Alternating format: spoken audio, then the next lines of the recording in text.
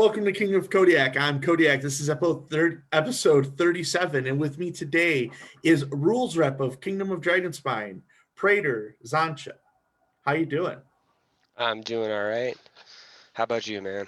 Oh well, I can't complain. It's been a productive month in Amtgard, so hopefully we'll get to talk a little bit about that as we go forward with this Q&A.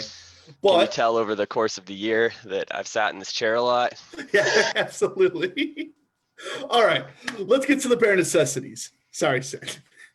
How long have you been playing Amtgard? Sorry, let me do some quick mental math here.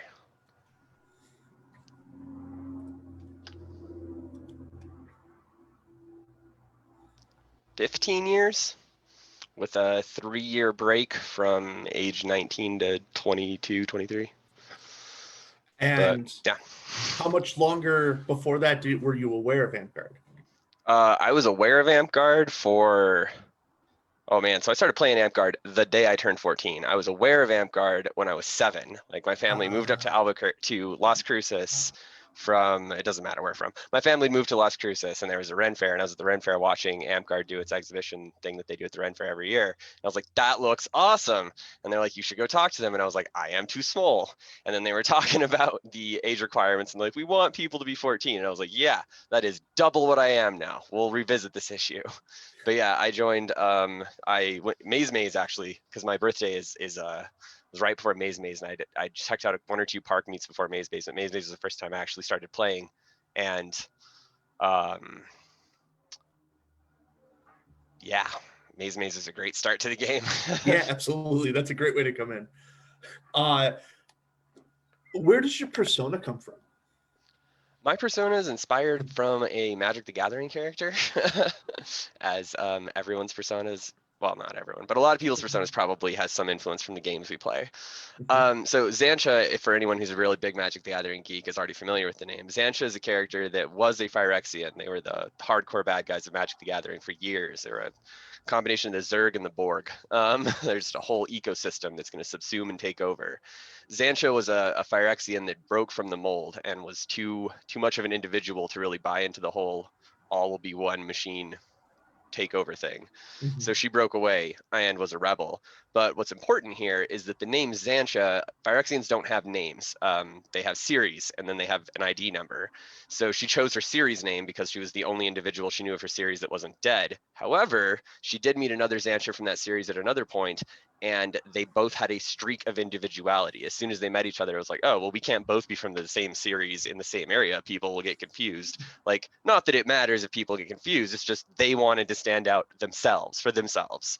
So one of them like shaved half her head or something like that. Just a really basic, like, tell us apart, because it's like a machine world, no right. Fashion at all, and was executed for it. So that sets the precedent, though, that the Xantcha series is the Rebel series. So yeah, I was going to ask you, like, have you ever considered, when someone's looking for a name, be like, hey, you should also be a Xantcha? And then no, I don't. I tell people that they should dig and try and find inspiration in their own things. Sure. And I try, and I'm a big fan in names for Amtgard or personas to absolutely take inspiration, make call outs to big things you like, but don't try to be him, like don't show up and be like, I'm Gandalf, the Gandalf. Right. Like you just, I don't know. Jace. Yeah. That just rubs me the wrong way. So whenever anybody who is even kind of a Magic nerd and brings it up, hey, I want to be clear, I'm just part of the Xantcha series. So furthermore, the Xantcha series was a series of infiltrator Phyrexians that were built to infiltrate humanoid societies. So they're from a machine world, but they were grown in vats. They are mostly, almost entirely biological. And the Xantcha series specifically was one of the early series that they didn't pay much attention to the idea of infiltrating organisms and still thought them really stupid. So the Xantcha series wasn't graceful. They were somewhere between genders, like in terms of like a physical appearance. Their voice was a little too deep to class as feminine for a lot of species, and a little too masculine or a little too feminine to class as male for a lot of cultures. their build was always just a little off. They were always a little pale, and they just thought about things weird. Like they stuck out. They were meant to be infiltrators, but they were just a failure series altogether. Furthermore, the idea of rebellion and individuality that was implicit to them as what was meant to be infiltrators, which, you know, theoretically, if you're trying to infiltrate another society, you would want those agents to be very loyal to you. So the Xantcha series was an utter failure from the terms of the Phyrexians. Well, I didn't know, and that's awesome. There's things that can be played with there overall, but moving on, what would you say that what achievement or award are you most proud of receiving? Absolutely Praetor.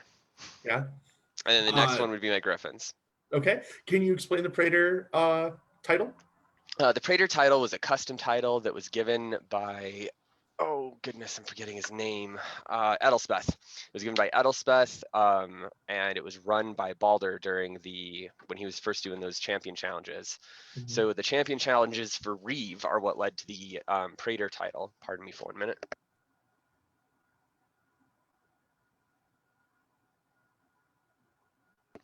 Just choke on my spit real quick, like an animal.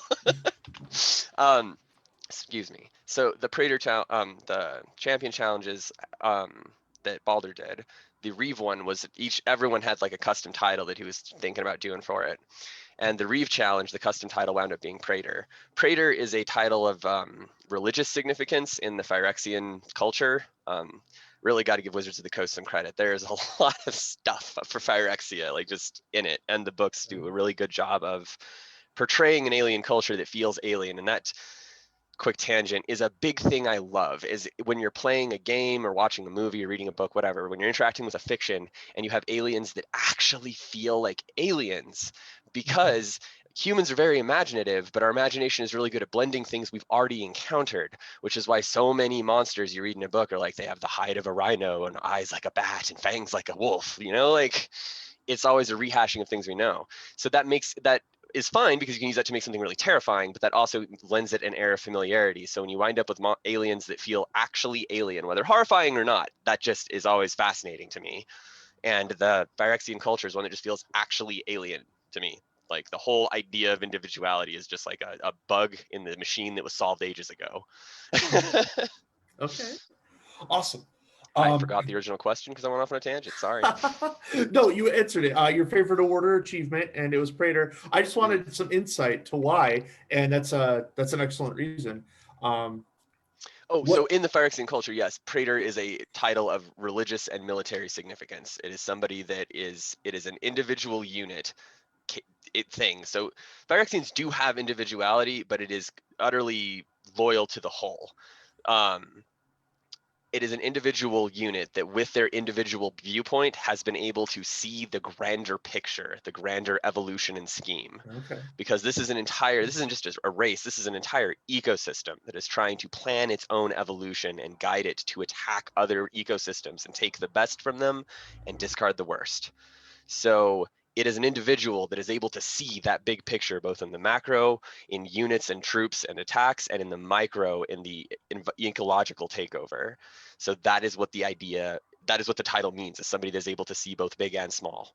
And I really try to see things from multiple angles. It's something that I really want to do in my life. So it is a title that matters to me for geeky reasons, for personal reasons. Like, that's awesome. That's super awesome. What would you say is your favorite battle game? Favorite battle game? Favorite battle game to run or play? This is the first time that's been asked. Favorite battle game to run? Probably I call it Salt Box or Murder Box because I like those names, but honestly, it's just a MOBA map. You take 3 lanes like most MOBAs use. You have 3 lanes that are wide enough to allow for like a decent fight in them, but small enough that a dedicated force could choke one. And then you have like a river section in the middle that just impedes movement. That's really it. And some squiggly bits. And the important part is that you have a good number of chunks in the middle that are impassable, so that a Reeve can just stand there and be like, hey, no, this is just a wall. This is just a pillar. There's no ingress in this. Like, I guess if you're in sub, you could pop through it. But and it means that you can stand in the middle of your battle games and get like a fly on the wall view, and man, I dig that. So that is my favorite game to run, and people are generally pretty happy with it because if you, it's one of those games where you really have to build the size of the field based on the number of people because it has to be big enough for all the play styles to work, especially because it's an enclosed map. So you've got to have options for the super long range players and you've got to have options for the super close range players. But if assuming you're paying attention to your crowd and you build it and nobody shows up at the 11th hour with like an entire bus full of people, then it's really fun to run because you get to see a lot of really tight engagements and see them real up close. Favorite battle game to play in? Maze. Pretty much anything there. Right. Outside of Maze, I'm a big fan of siege type games, but I feel like siege type games tend to fumble the objective a lot because it's like step 1, siege the thing, step 2, question mark, step 3, profit and fun. And it's that step 2 question marks that like I don't have a good answer for. Because when I run a siege game, it's like, all right, we got the walls, we got all that, and then it comes to the question marks part, and I'm like, oh geez, steal this bucket, I don't know. And I feel like that step is the step that needs a lot of thought and care put into it, and it's really easy to overlook. So outside of Maze. So far, step 2 for siege battles for me has always been tried to tie to the rain theme. So if it's like we were doing the tavern theme in Crucis, it was there's a food shortage and the giant chest in the back of the castle is the food. Were you there for it was a siege game in Las Cruces Park. They had I was down there, it was a kingdom function, and Dom had his whole castle wall gate thing set up. That was a good example of a siege game. I don't remember what the objective was because it was a hot day and I was not drinking enough water. But I remember the whole time I was playing that siege game, I was like, man, this is a siege game where like every class has a relevant role, and that's great. Because that's something that breaks my heart when I walk up to a battle game and they're explaining the rules and they get to a certain point in the rules and I just like sadly pull off my red sash and I'm like, well, if there's no death timer, me subtracting like 35 seconds from every player's death timer doesn't mean much. And don't get me wrong, there's other ways to play healer, but that is my that is my general spell list is I'm gonna get rid of our death counts. So cool. What class would be your favorite class to play? My favorite class? Yeah. To play for its mechanical capabilities or for its flavor niche or both? No one's ever asked. I'm a philosophy major. I'm sorry. I'm just paying with this. No, it's fine. So my favorite class, just flipping through the rule book and like just giving it a quick read and setting it down and being like, okay, I want to play this one, which is what I did when I first read the rule book. I was hanging out with a friend. I was 13. I was like, all right, I'm gonna be 14 in a month. I can finally care about this. Give me that rule book. And so this is all the reverence of the Bible at this age in my life. And so I take that rule book and I'm looking through it, and the seventh edition rulebook. 7th edition was new when this came out. They were like, oh yeah, this is the brand new 7th edition rulebook. And anti-paladin was the first thing in the class section, and I was like, I'll finish reading the book, but I'm almost positive it's that, just based on like what those abilities sound like they do, and like the moderate amount of armor allowed, and like the heavy bruiser but kind of supporty play style. I dig that. That sounds awesome. And my buddy was like, I'm sorry, turn the page. And then my first class is barbarian. But which doesn't make sense. I think archer was actually on the next page, but I do not enjoy bows. I slap the inside of my arm with them a lot. Yeah. I was did a lot of archery stuff when I was a kid, and I got like really calloused inner forearm. I just never learned how to not slap myself and actually aim what I'm hitting at. But yeah. Okay. So it was Anti-Paladin would be my favorite for flavor, okay. and the one that I really wanted to play. And then based on its mechanical interpretation in V8 now, so based on what the class can actually do in the game now, probably healer.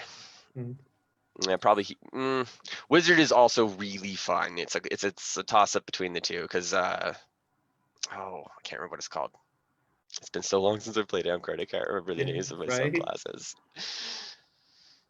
The ballless wizard. That's the one I remember. The one where I have the infinite ambulant. That is hilarious. Just lazily walk around and yell at people. Which sounds like heaven. Just walking around and screaming at people sounds like Well, the best. the best part is you have it's like reaving, but you get to be mean. It's just like reaving, but you get to be mean and pick a side because you're Sure. going to yell at people, and based on what you're yelling, it's going to have an impact on them. And also, you get to actually have a longsword now and roll up on people and hit them. Right. All right. Now it's not a question on KOK, but I know you have pretty strong opinions on this, and I'm going to give you a platform to say it on. Opening up Paladin and Anti-Paladin. What are your thoughts? Okay, so this is a three-part answer. So first part is admitting my own biases, which is just like if I was in charge of everything and face pressed up against the mirror, I've only got a second to decide. Yeah, I'd open them. Absolutely. Okay. But that's all my bias. Second part is doing my job as rules rep and acknowledging the opinions of my kingdom. And there are a lot of people in the game who've worked who have worked very hard for longer than I have been in the game to earn knighthood as it was. So it's something that you have to be careful with its evolution, because if its evolution changes too much, it can really dishearten the people who worked really hard to get it. And we would not be where we are today without their hard work. So that is important. So based on that principle, and which this is a compromise that I'm really happy with, what I would love to see is another class created that fills that niche being the moderately armored caster that has a couple specific spells, but is mostly relying on being on the front line and relying on its few spell-like abilities to support its team and bruise the enemy team. Barbarian can do that, kinda, but Barbarian doesn't have 4 points of armor. There's just a mechanical niche that I feel like it could fit in very well. More importantly, the flavor idea of cleric, champion, whatever you want to call it, is something I feel like we really could use. And again, I want to stress to anybody who can see this ever, even years down the line, the class names are meant to be archetypes. And this is an unfortunate cross-section of what they mean, because you read Barbarian, I read Barbarian, and I'm like, oh yeah, this is a hulking feller with an axe and like some furs on, and they are tough. And it's like, but that is problematic because Barbarian should be called melee bruiser class that self-heals. Just like archer should be called ranged class, just like assassin should be called kite tank with range options. Because if we gave them names like that, it would look sterile and gross and ugly in the rule book. And I'm not saying we should, but I just want to stress that people always remember that, because the class is what you make of it. I have seen wizards do everything. I've seen a wizard played as so many things in all the time I've been in Amtgard. And that's just one class. And I've seen it just run the whole spectrum. Okay. Now you told us your biases, and you told us one of your stances. You said there was a 3-part though. What was the third part to that? Oh, right. The third part is that there's a problem with the names in themselves, in that paladin and anti-paladin carry weight. Like they are, I mean, anti-paladin is really just an inversion of paladin. Really, the idea is paladin, and whether the paladin is a paladin of justice or a paladin of awful things, or justice that is so alien to us that it looks evil. Yeah. Which is the way I would play anti-paladin. It's like, no, it's not that I'm evil. It's just my idea of good just looks really evil to y'all. With that, if we're going to put this in D&D terms, they're both lawful, but one is lawful good and one is lawful evil? Yeah. Okay. And it's not just one is lawful good and one is lawful evil. It's that they've sworn oaths to those alignments, and have. It's not just, oh, I follow the law and I think I'll be a good person doing so, or, oh, I follow the law and I'm going to twist it to get my way. It's, I'm going to build a new law and build a new world where I am God King and all my descendants live forever. That's lawful evil anti-paladin, to me. At least, just my interpretation. So I think that's part of the problem, is just that the weight of the names creates an issue there, in that players will always look at those names and go, I want that. I want to say that. I want to say I'm that to people. For example, just owning my own biases a little bit more here, anybody's welcome to go check out my orc, and they'll see I have 1 credit in anti-paladin. This is not a clerical error. This is not a bug. This is not me cheating. This is me when we were doing a cheater fundraiser game in Dragonspine, where it was you could break the rules for a day with $1 or whatever. I rolled up on my PM with my paycheck and was like, hey, how much to have a credit in anti-paladin? for no reason other than I just want to see a 1 on my orc. I will defend it the rest of my amped career. It's not me trying to cheat. It is just me trying to pitch in a lot to help my park and get a shiny little 1 somewhere. Bravo. Just Because it's just a name I like. It's a name I've Right. liked since I've opened a D&D rulebook, and that's part of the problem with the names. So I would think that a possibly elegant solution would be a 3rd class that fills that role, or reworking healer really hard so that healer can fill that role. And if we did that, changing the name of healer to champion, because again, that implicit bias of name behind it. And even if healer does remain the best healing support class in the game, which I don't think it will if we have to morph it to allow for 4 points of armor, which is why I lean towards just making a new class, because that sounds easier to me than trying to redesign a whole new class. But that's just me. That is my dream, though, is to have something with a strong name that people are like, that. So that we can hopefully, and so that way when people look at Pally and Anti-Pally and are like, oh, dude, I want that, we can be like, hey, there's this class that does everything that one does with more flexibility. It's right next to it. Check it out. I think talking to some of the knights that I have spoken to in our kingdom and outside of our kingdom,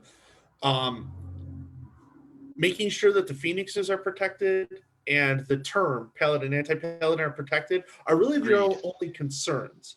The playable. My goal is not to take anybody's prestige. Right.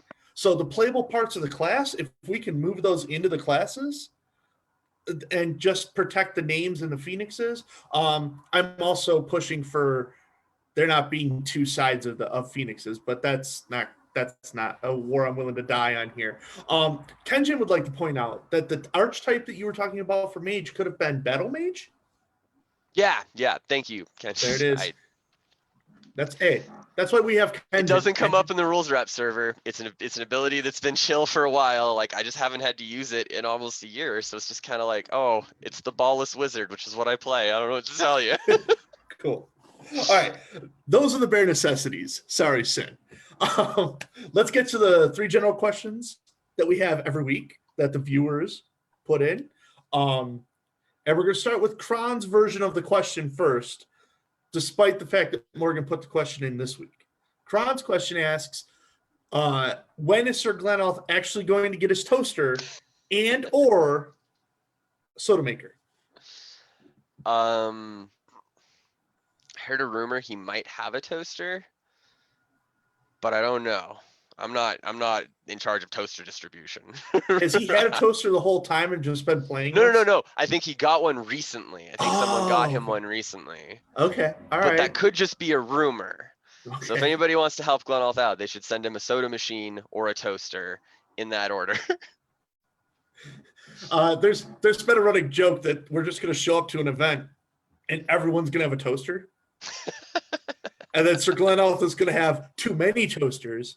And then the KOK question will be, what's Sir Glenelth do with all of his toasters? Man, that's really what I'm kind of hoping for too, is that Glenelth just winds up with like a weird amount of kitchen supplies and is able to just like roll up to any event and be like, so depending on whoever has enough truck batteries, I can cook anything. Right? That's fantastic. Zana wanted a little bit of an extension on this question on a topic you've already brought up. On a scale of raw to toasted, how would you rate the mazes you've been to? This is a weird scale for me because like raw and toasted, it's like I can think of foods that I don't want toasted and do want raw, and I can think of foods that I do want toasted and don't want raw. So well, since we're talking about toasters, let's go with bread. All right, that's fair. Like that perfect golden brown, the butter has like just perfectly caramelized and evaporated. There's like basically no grease, but there's also like no char. And some people like more char, and that's fine.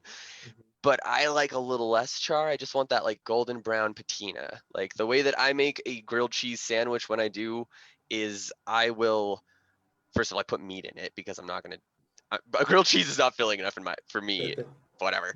So I will butter both sides of the bread, put the stuff in the middle and all that. And then I will put tinfoil over the bread and then put a pot half full of water the same size as the skillet on top of that. to apply just a ton of pressure to the Wow. sandwich. Okay. And that crushes basically all the air out of the bread, and you just wind up with like golden toasted. That's it. That's all that's left of the bread. All right. So, anyhows, first of all, that's your trick for making a really nice grilled cheese. Also, Yeah. set the timer for 2 minutes. You want low medium heat and flip it every 1 to 2 minutes. I'm bad at making grilled cheeses. Like I am a good cook if I have a recipe. I'm a bad cook if I don't have a recipe. Okay. So that is the recipe I must follow if I don't want a cindered char that has cheese in the middle. But on that divergence, every maze I've been to has been that perfectly toasted mazed like golden. Even the worst maze I've been to was still better than 99% of all park days really. That's great to It's hear. just an event I really like. I am not a morning person at all. I don't want to get up until the sun is starting to go down generally. So Mhm. any Amp event that takes place with the sun in the middle of the sky or closer to the rising horizon, eastern horizon, I'm not cool with, period. And so like a lot of parks that start at noon, if you want to get there and be ready, you need to show up at like 11. And it's like, that means I need to get up at 10, and that's not happening. So I usually show up at 2. So Maze is the perfect event for me because the sun has set right as the fighting is picking up. And it's just like, oh, this is golden. Night fighting at Clan's pretty good too. Yeah. But Yeah. Both of those yeah, are Maze yeah. is, even when done terribly, even hypothetically, if the people running Maze were just like, I don't care about running battle games anymore, even though we have it for another hour or two, I'm just going to go ditch. If that were to hypothetically happen, any random person could just create a very simple battle game in that maze very quickly. Like Yep. just having that much physical architecture to work with gives us so many opportunities. Absolutely. I totally agree with that. Still would like to know your thoughts on bears. What type of bears are we talking about? Just bears in general? Your thoughts on bears? Okay. My thoughts on bears is that they are an organism that is either going to go extinct or become problematic enough that we will make them go extinct. So Okay. humanity is where we are at the top of the food chain because of a couple factors. One of them being we're really good at using tools. Another one being opposable thumbs. Those are really great, but other critters have opposable thumbs, and some monkeys know how to use tools. Those are not the only things we got going for us. We also got real good teamwork, but again, other species have teamwork. The ace in the hole that we've got that nobody else has got down yet is absolute wanton murder. Humans kill things so good. We kill things on accident. Whenever something actually threatens us, we wage a species-wide war against it. There are species that used to hunt us. Those species aren't alive anymore. The species that will hunt us, that still exist, hang out in areas where they don't interact with humans much, because if they do too much, they get hunted. And bears, unfortunately, don't have the advantages that other predators do have in this avoiding humans game. So, for example, sharks can avoid us by, having access to an entire sphere of movement we don't. And alligators, crocodiles, similarly, they can flee into water, and that makes it more difficult. We still cut down on them pretty harsh, but they've still got a little more mobility on us. But bears don't. Like a bear, you and me and a bear, like a human in a bear in a foot race, the bear might win, honestly. But in terms of ability to avoid us as a spreading phenomena, like there's only so much land mass, and we're covering it real quick. Right. And there's a paper I was reading the other day about how there's been more and more hybrid sightings of polar bear grizzly bear hybrids because the grizzlies are going north because their migration patterns are changing due to global warming, and the polar bears are coming south because a lot of their prey is vanishing, so their hunting sphere is just getting bigger and bigger, and it's resulting in the two interacting, and you're getting a lot of hybrids. And I think they're calling them growler bears, which is a silly name, I think, but whatever. They're real fucking spooky. Yep. They are big, and they're cranky. They're big and they're cranky, and they have the polar bears love. Pardon me, sorry.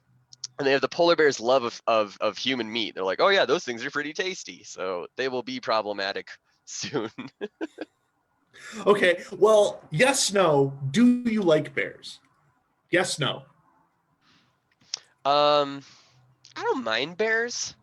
I don't know that bears like me. Like there's a history of like aggression between myself and bears. So this may or may be not known to you or Dragonspine in general, but I used to work for the Forest Service, and my job was to go live in the woods for 8 days at a time and cut trail through the forest during those 8 days. So it was backpacking plus lumberjacking, which is why I will not backpack for fun now, because I did that for money.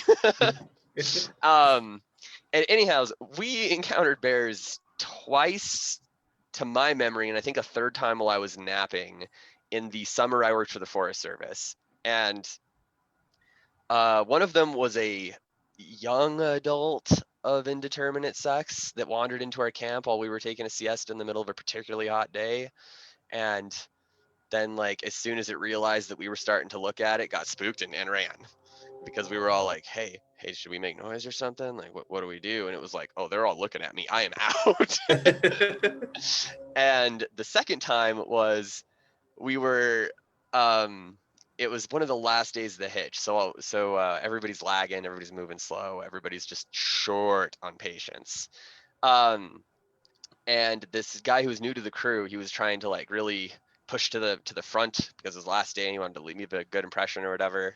And so me and my boss are in the rear, just barely awake.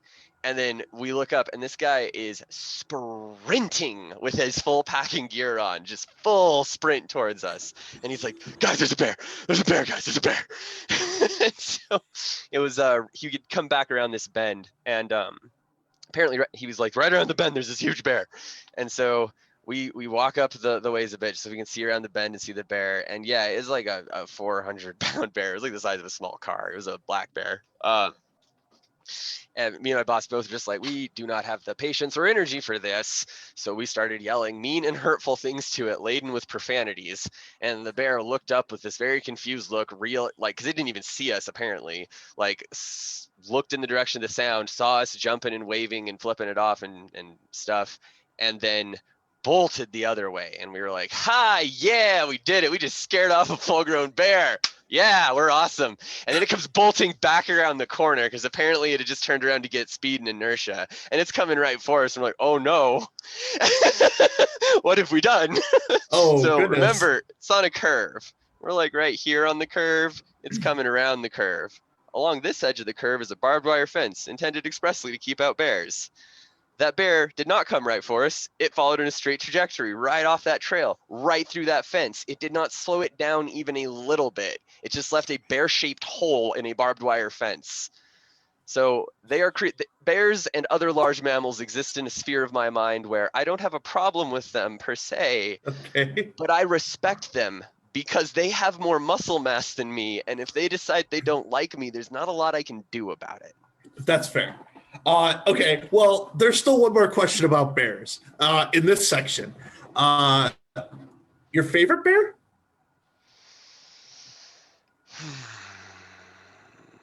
Come back to me on that one. Okay.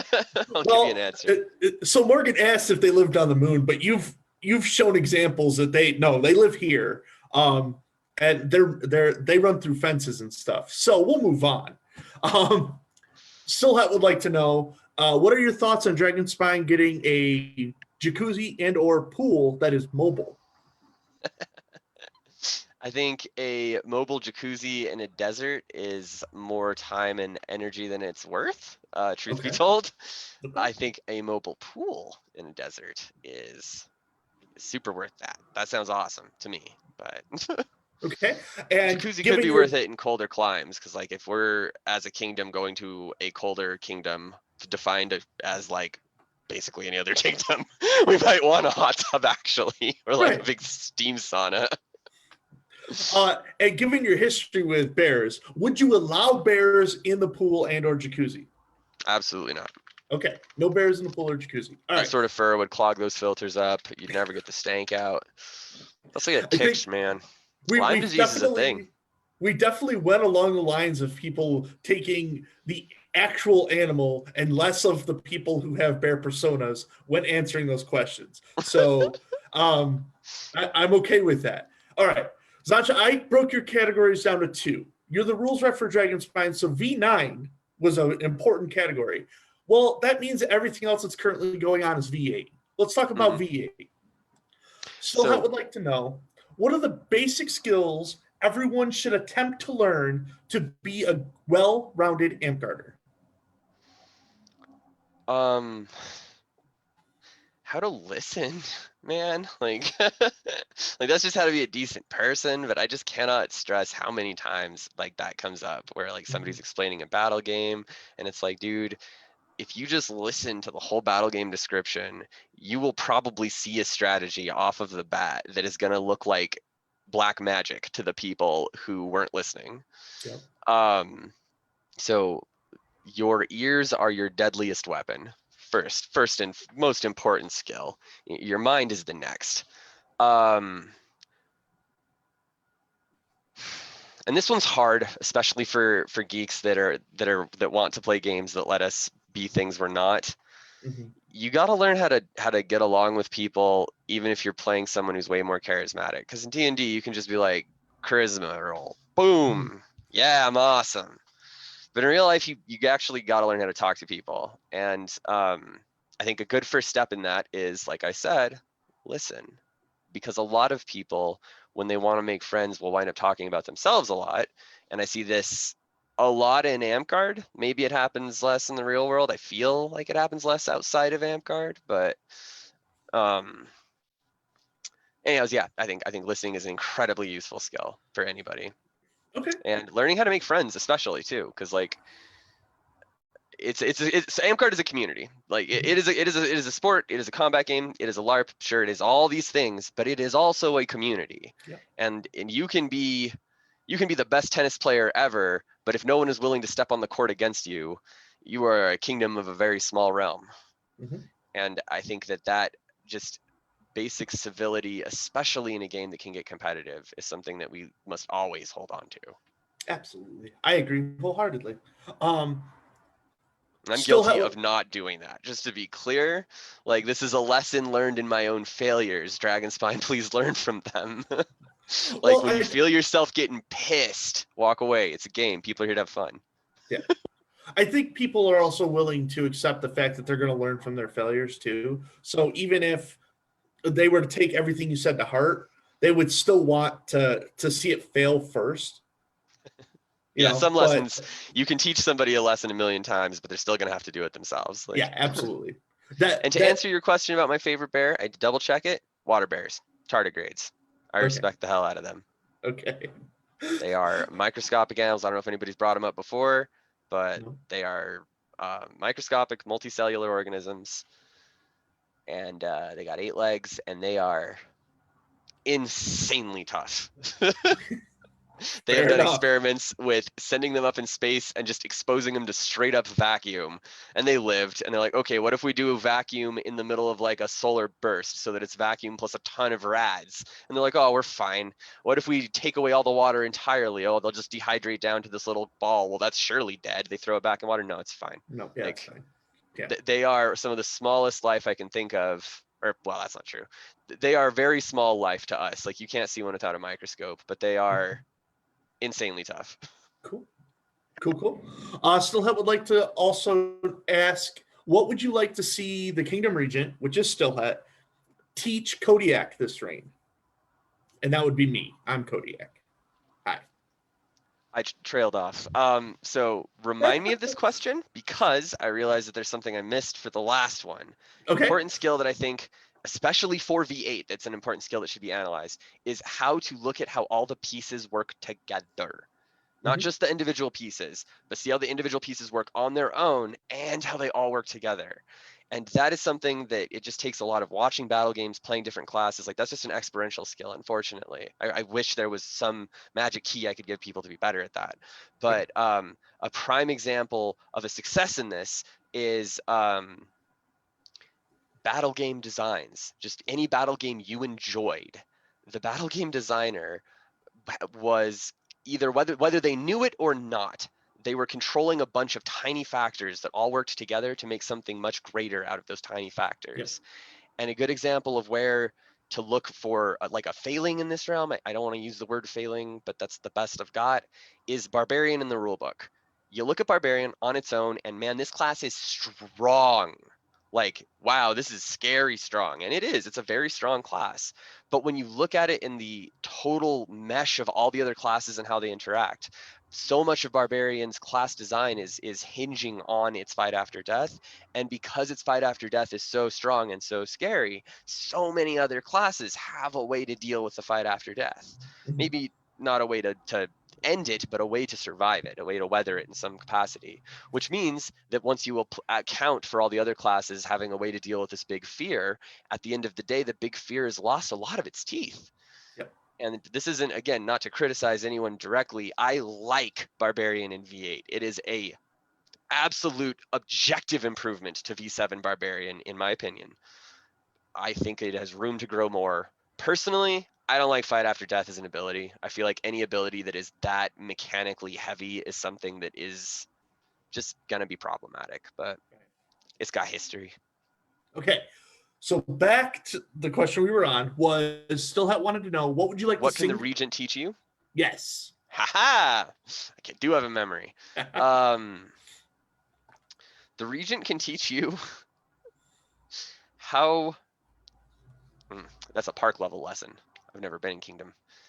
At a park level, the Regent can teach the Monarch just how much goes into a feast. Because every Monarch who has not done a feast themselves, when is always will always see their Regent doing stuff and just like, what? I had no what? So Right. like that's one thing. Another thing that I think any Regent can teach Monarch, because it ties in very closely to feast, is paying attention to deadlines. And that's something I'm really bad at, just in general.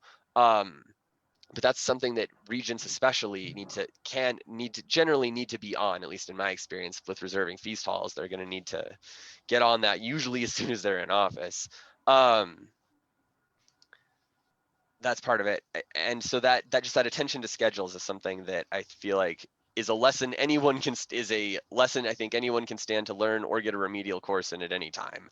Okay. And I think Regent can always bring that to the table for all the other officers. Furthermore, as Regent of you in a kingdom in circumstances we're in, where we're all ghosts to each other, Yeah. I think using the necromantic arts, you can talk to your Regent, and I think you can hit up your Regent and be like, yo, Regent, what skills do you got? We're in a Right. working relationship. This is more or less downtime in a working relationship, or semi on the job time. Like, what do you got? Because it is my experience that the majority of people who run for Regent are the sort of people that you can hand them a box of stuff you are going to throw away from your desk, and they'll build you a palace. Yep. Yeah. Is gifted with a bunch of different artistic abilities, and she has tried to on camera teach me how to crochet, and it failed. But she's looking for another realm to go in to make the bear dance, and we don't know. What about ballet? Ballet. I mean, No, why yeah, not? you think I'm kidding, but in high school, I was a really aggressive, mean kid, and about my high school, because it was an arts high school, had ballet and a martial art. I can't remember the name of it. Aikido. Had ballet and Aikido as the PE objectives, and actually wound up doing ballet, not Aikido, despite being a really angry, aggressive kid. And I was big compared to all of the other people in that ballet class. Like I was one of the top 5 heaviest and tallest people in that room, including the instructor. And ballet's really awesome, actually. Yeah. Like you're not going to do it professionally if you're a huge person, just based on the really twisted standards of professional ballet, which is, trust me, you don't want into that. They are body deforming and fucked up. But it is a dance that's interesting. So like, Well, I if Stillhead has any dancing experience, man, humans are born to dance, and we have a culture that tells us not to. I was actually, when I was younger, I played football, and it was actually one of the things that my dad wanted me to use as well, being light on your feet in ballet. So I don't argue that. It's just I'm much older now, and many more things have been broken and or torn, and I don't know if I would physically be able to do it. But That's whatever. fair. We'll see. I have a friend who's a martial arts instructor that keeps nagging at me to try and train with him, and I'm like, all right, man, can we start with Tai Chi? Like, I got a chronic pain disorder. I don't want to yank my joints around. And he's like, absolutely. So, as soon as we can actually be in each other's presence, we will. Cool. Cool. Morgan would like to know if you could give us a history of the households you're part of. Now, we had the Valkyries on very early on in Kingdom of Kodiak, and you did make an appearance in that video. But there are other households that you're part of, and also if you wanted to go over the Valkyries is a company, not a household. Well, but yeah, I other think organizations, household households, and companies. Yeah. Yeah, no, I get you. Yeah. So there's, I feel like some of them have been nixed off of my profile, but I'm pretty sure I remember them. There was a company I was involved in for a while, called Dogs of War before I took my 4-year Amp-Guard break. All a bunch of cool guys. I think they still exist. Yeah, I'm pretty sure they still exist because last time I was at the park, a member of my park was wearing a Dogs of War petitioner tunic, and I was like, what? Cool. Would that have been an El Paso based? Yeah, Crucis El Paso based. Yeah, so like Jubei. Yep, Jubei Lashpa. Yep. Got it. So there's that one, and then there was House Seratah Moon, which was made up of I can't remember her Amp-Guard name. She was an Amp-Guarder who was a mentor to me and all of my friends when we were teenagers and new to the game. And I think one of us was belted. Yeah, one of us was belted to her. But she was just kind of a mentor to all of us as a group. And it was a household that she had made. I think I hope I'm not getting the history wrong on this. It might be, but it was a household she made and we were a part of. And then as we all got older and kind of went our own ways in Amp-Guard, just kind of split apart. But I believe that household still exists under different leaders. I'm not sure. And then there's one final one on my orc. It's not under households or companies. It's just like organizations or something. And it's the Blood. And that was a group that was I don't even know what to call it. It was I guess it was a household, but it was just a tiny household composed of me and 2 or 3 of my high school friends that mostly consisted of us just tackling and wrestling each other outside of Amp-Guard. Okay. Hence the name. Yeah, and it's still on my orc because one of those friends wound up passing, and so just every time I read my orc, it's like, yeah, right. Remember, he played a huge role in developing who you are now, both through Amp-Guard and outside of Amp-Guard. Okay. Zana would like to know, what is one highly specific thing you think every rain needs? Good question. I think every rain, more than anything, needs flexibility, because like every rain's got a plan, and it's the constant eternal struggle you see in D&D between the DM's story and plan and the player's abject chaos that they're bringing to that equation.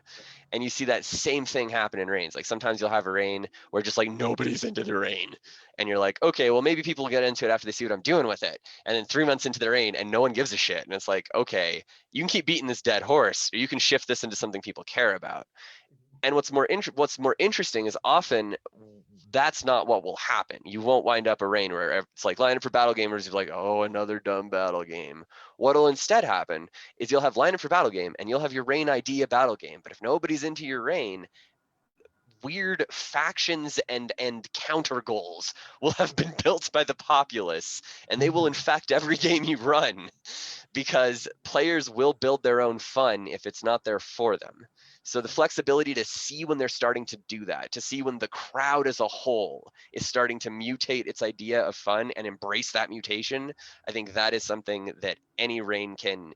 I think that is the stuff that good rains are almost always made of, regardless of how well planned or how well planned they weren't. Flexibility. I like that. Especially now, given that we're going to be a year into not being able to play in person, but finding a way to keep Amp-Guard alive.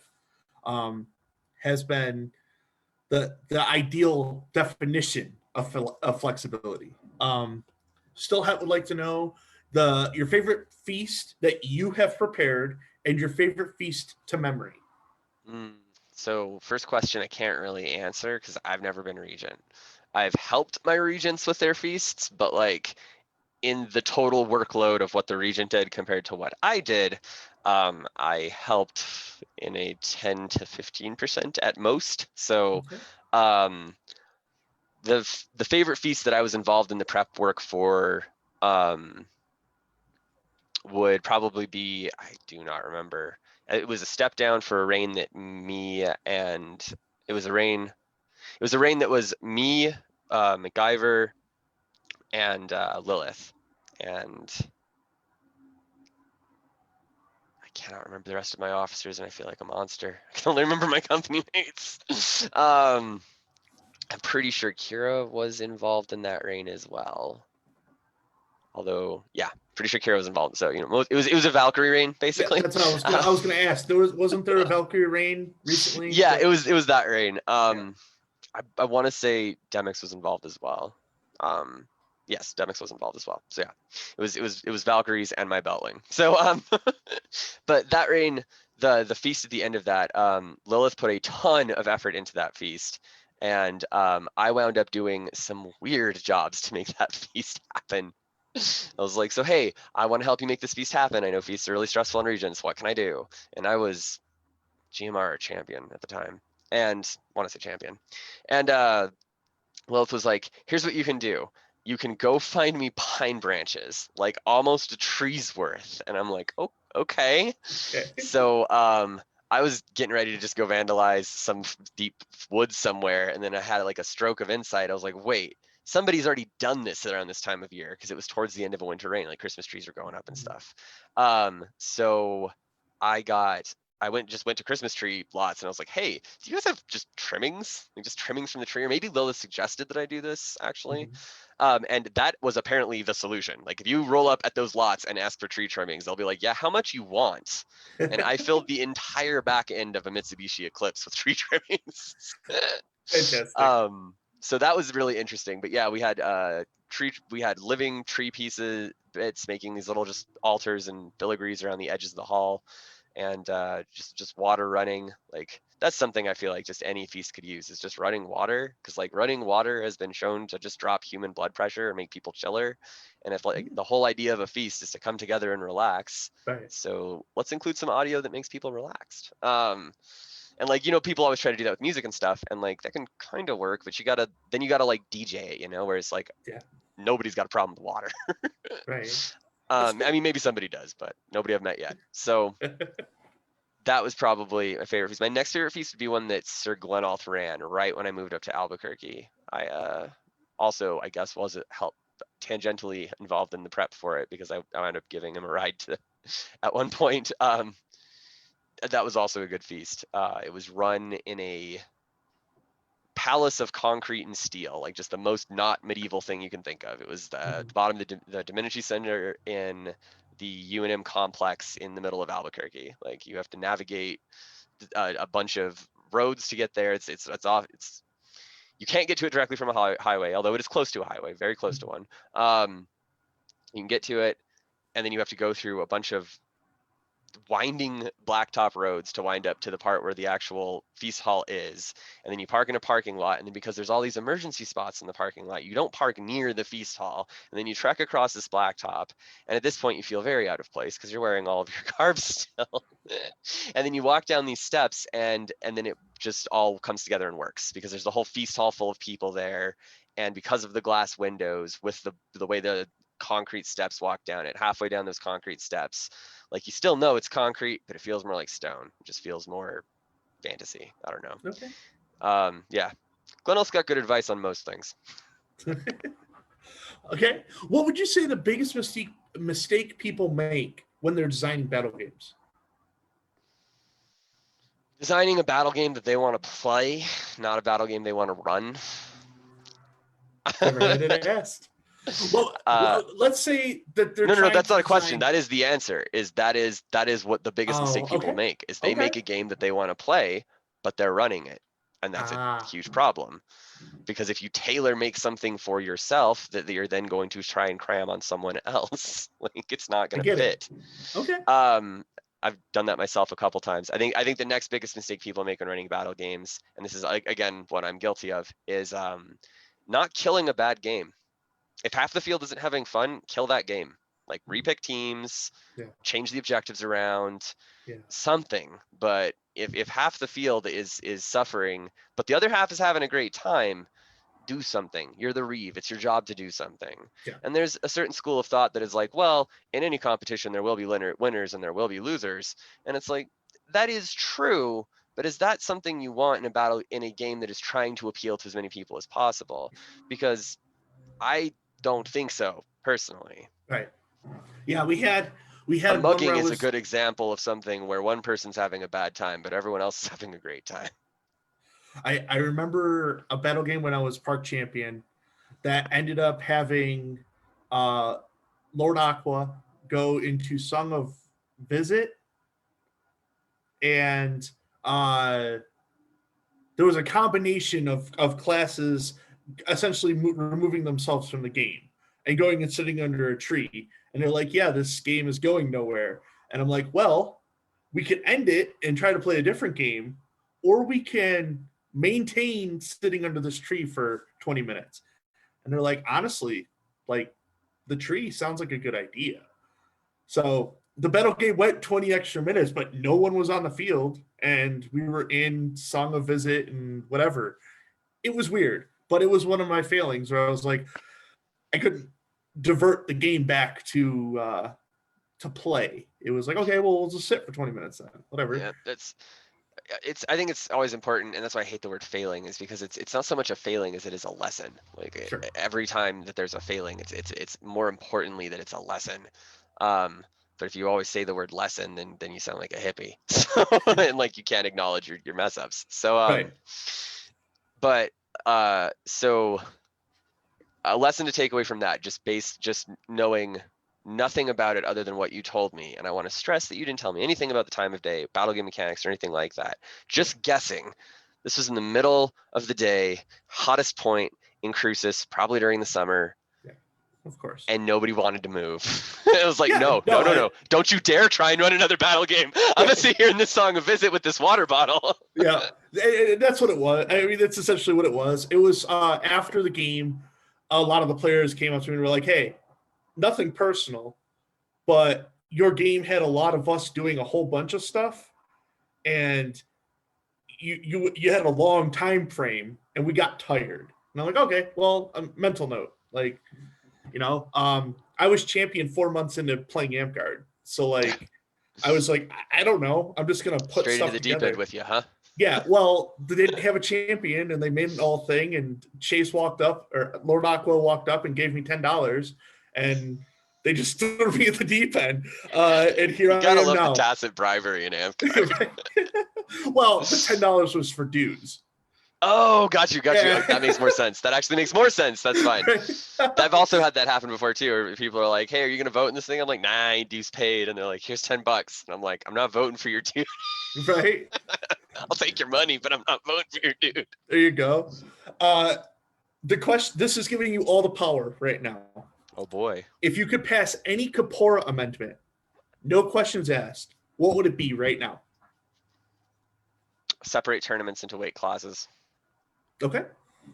I would separate tournaments into a combination of weight and reach divisions, so that to try and handle outliers. There will always be outliers. Like no classification system is going to be able to handle all outliers, but I would try to come up with a system that accounted for both weight and build and reach. So for example, you don't wind up with this crazy outlier of, this is we'll say the 200-pound weight class division, and on the one side of the field we have Long Legs McJenkins using a pair of long swords with a total reach of almost 7 feet. The dude weighs 200 pounds only because he's 7 feet tall. Like, yeah. And the other side of the field, we have a 5 foot tall, coming up on Warlord plug of muscle that weighs 200 pounds. Yeah. And like, this is a match that will be interesting. This is a match that will be cool. And in a free-for-all tournament, like the ones that at Clan, where it's just set up, where it's split up by Orders of Warrior, which I'm not saying we should get rid of. I think those are good too, like once a year to really get it down to the needle, see who's doing great. I think that's a good thing. But I think like our general tourney culture should be based around the piston in my chair going out, should be based around trying to fight within a weight class reach division style system.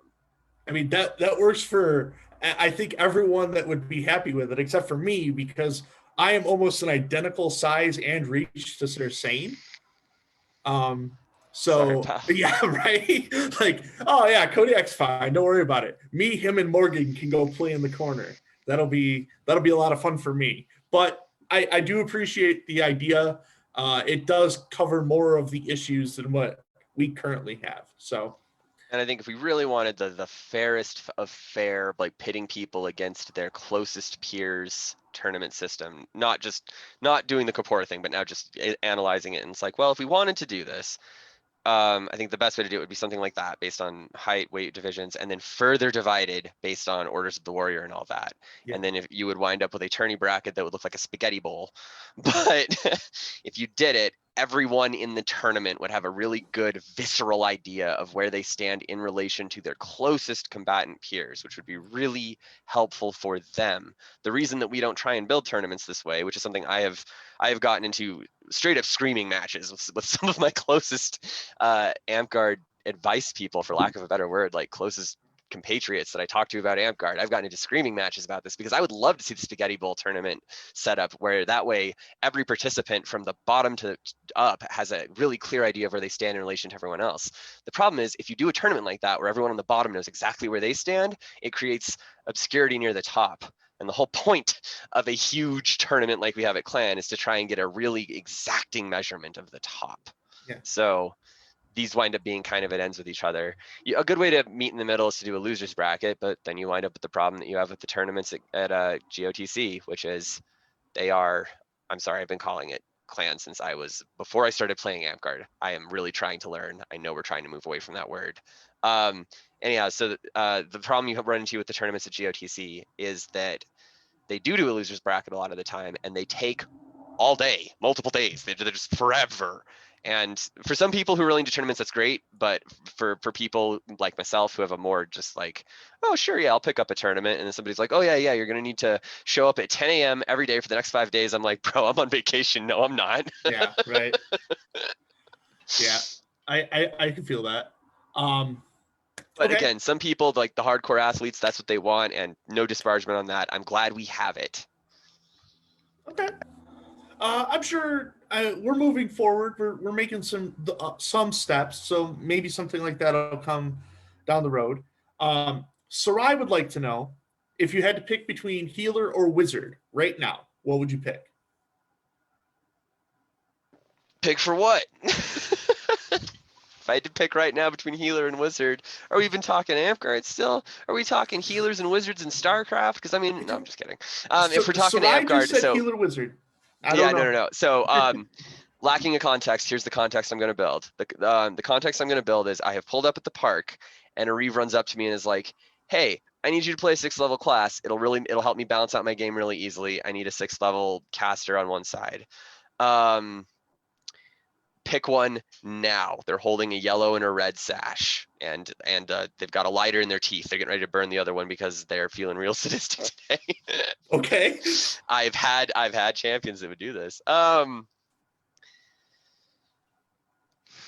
knowing anything about the battle game, just knowing that there is a battle game and I need to pick one, and I will be used to balance, so it will matter what I pick. I won't just be like, go stand in a corner and wear this and be an NPC.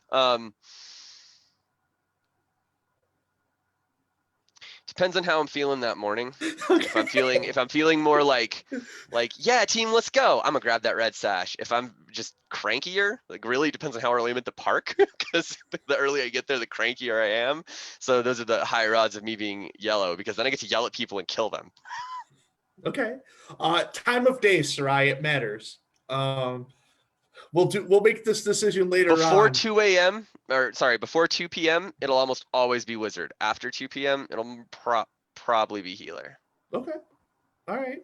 So 100% probability before 2 p.m. it'll be wizard. The percentages are closer, but leaning towards healer after 2. Oh, after 2, it's almost probably going to be Okay. healer. Yeah. Okay. All right. Okay. Right at Rashad. 2 is a good strong 50-50. Okay. All right. Rashad would like to know, what is your battle game philosophy? Oh man, I remember seeing this one when I was looking at the Facebook questions and being like, "Ooh, I need to think about that one because that's a good question." So my battle game philosophy is that the point of a game is to have fun. The point of a battle game is to have a war and make it fun. Mhm. And so my battle game philosophy is really based in the idea of marrying paradoxes, because that is what a battle game is to me. We're going to take one of the 4 horsemen and like a word that has so much weight behind it. It is one of the specters of the apocalypse is named after it. We're going to take that terrifying concept and we're going to entwine it with the concept of game, a thing we give to children to entertain them safely with each other. And so to me, like, just the linguistic weirdness there, like, plays a huge role in what Amtgard is at so many levels, and that Amtgard is trying to marry these paradoxically far end ideas. So of course you have the general idea of wargaming, where you're taking war and making a game out of it, which is not just Amtgard. Like, plenty of games fall into the wargaming genre. But specifically in Amtgard, you have fantasy, because it's a LARP. We're playing, like, pick what you want for your persona. There are no restrictions really for race. I'm a Phyrexian newt that was made using vat-grown DNA to be very close to a human, which is why I look so close to a human. But other people are immortal shapeshifters that are happening to look like a human because they are, or whatever. So it takes this a very high fantasy premise of build whatever you want and marries it with a very brutal reality of there's a rule system still, though. It's not just do whatever you want. There's still a very rigid rule system that supports everything that goes on. And then the even further brutal reality of, and furthermore, you have to back up half of what you want to do. It doesn't matter what your fantasy is, you will physically have to back up half of it. Maybe not half of it. If your fantasy is specifically something non-combat based, then maybe you can hit all of it, and that's great. But if a lot of Amtgard relies on brutal physicality, even a total caster build, even when people think of as the most non-combative build possible, is a build that's going to be about running all day and yelling all day. So I think that is my battle game philosophy, is how am I going to take these paradoxical ideas and marry them and make it work? One of the biggest ones being, everyone here wants to have fun, everyone here wants to win, no one here wants to lose. See the problem? Yeah. And that's just the paradox of any game where you will have players competing against players. Sure. Absolutely. Rashad, I would also like to know your favorite monster class. My favorite monster class is, and I know this sounds like such a cop-out because I've answered this so many times, but like basically whatever monster I'm being asked to play for Maze Maze. But specifically, my favorite monster class was a one that Goran had me play for a Maze Maze that he was running. It was the Garb. He actually wrote up a monster class that had Garb suggestions, and the problem I have with most monster write-ups is they're so they're so arcane and counterintuitive that it's hard to play them. Like they just have this massive spell list of abilities with immunities and weapons interspaced in it, and it's just like, oh Jesus. Goran's monsters were assassin plus like 1 or 2 other class abilities if you had a thing that looked like it. So if you wanted some sort of fast healing, have like a white headband or something. And we could move through corn. Like we had class abilities that specifically relied on us being able to move through corn and respawn out of sight of players. Like that was it. It was, other than that, it was a very simple assassin frame with just a couple more like plus these bonuses that apply because you're in the field, and walkie talkies and reef sashes. that is, I think, a critically important part of any, especially if you're trying to design for an event. If it's at your field, not so much. But at an event, you need your monsters to be capable of acting like Reeves the whole time they're playing monsters, because they're probably going to be an objective or next to objectives the whole time. So why not have extra eyes on the objective when we really need extra eyes on the objective? And furthermore, if you impress upon your monsters that, hey, you also need to be a Reeve, then that means that all of your monster players will understand that they are an important component of the game, and that it's not, hey, I need somebody to just go berserk on people. It's, hey, I need a working gear. And especially at big events, man, I cannot stress how awesome walkie-talkies were. That meant that especially in any like night battle games or anything like that, especially walkie-talkies allow for some really spooky moments where one player's like sneaking around and they see a monster and they barter freedom from the monster and they feel like they've won, and then they come around the corner and there are 3 monsters and it's like, hey, yeah, we're demons, yo. Do you think you're gonna win it? Like, and just those, like the pure visceral fear on their face, because they went from, yeah, I just outdealed the monster of deals to I'm gonna die. Fantastic. And yeah, so walkie-talkies are great. Awesome. So you want to be a walkie-talkie? Joke. Still Hat would like to know your thoughts on female sword knights. I think that's along with the amendment that we put forth and that category, but your thoughts? My thoughts on it are that I think that this is just based on what I've seen over my career in Amgard. I think that part of it is culture, part of it is physicality, part of it is interests, for lack of a better word.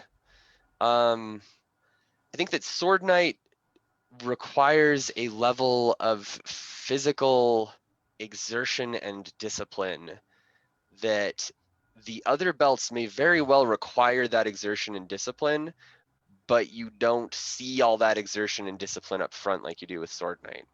So like, for example, when we talk about Sword Knight and Amgard, it's like at least one of the first thoughts that pops into my head is, yeah, we're talking about just like gym work, like 3 times a day and then Amgard, or 3 times a week and then Amgard. At least that's what pops into my head.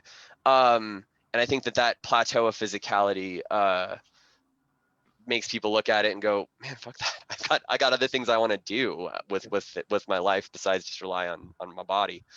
So I don't know.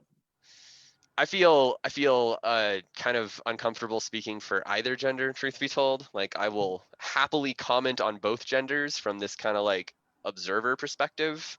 But like, I've worn both these jackets, and at the end of the day, I feel like they are both jackets, and I will wear them as I need to. And I think that a lot gets wrapped up in the jacket, and it's like, bro, it's a jacket. Okay. So on that subject, I don't want to try, what I'm trying to say is I do not want to put words in someone else's mouth who has a strong opinion on this, and especially if that opinion is moving towards change. I don't want to complicitly argue for the status quo and be a part of the problem. So I listen very keenly to what female players who care about being a sword knight want and what they say, and I relay that to other people, and when I need to, will use my big voice to boom it. But I generally try to not have a whole lot of opinion on the subject. Actually, as a chronic pain patient, tournaments are not my thing. I am not. The high level of tournaments is something that's probably never going to be in my life, and that's fine to me. But it just means that I can't care about it that much at the end of the day. But I do understand it is a quarter of the game. It's a quarter of the game that matters, and it's something that I weigh into all my decisions as well. How does a quarter of the game see this? But I think personally, just me, I think that having competition split along gender is a good thing now. I think it will be a bad thing if we leave it that way, because then it starts to reinforce well, we're different. We got to treat everybody like they're separate but equal. And that's an awful idea. And I could be wrong. I could totally be wrong. Like I said, I think about things a lot. That's what I do. So I could totally be overthinking this. But I think that as a stepping stone, we should start with that and then try to transition to doing things based on weight class or something like that. Okay. But All again, right. that's just my pipe dream. Not a problem. That's It's a great answer. Still, I would also like to know if you're working towards any paths of knighthood, and what path would that be if you were? If it's any, it'll be flame or crown. Um, I respect Serpent Knights intensely. I have not the patience for crafting in general. I'm not good at it. I just tend to run out of patience very quickly. Actually, I'm decent at crafting. I'm okay at it when I finally do have to make something. I just do not have the patience to make it most of the time. It is serviceable for what I need out of it. Never had anything thrown out of qualls is what I mean. There you go. There you go.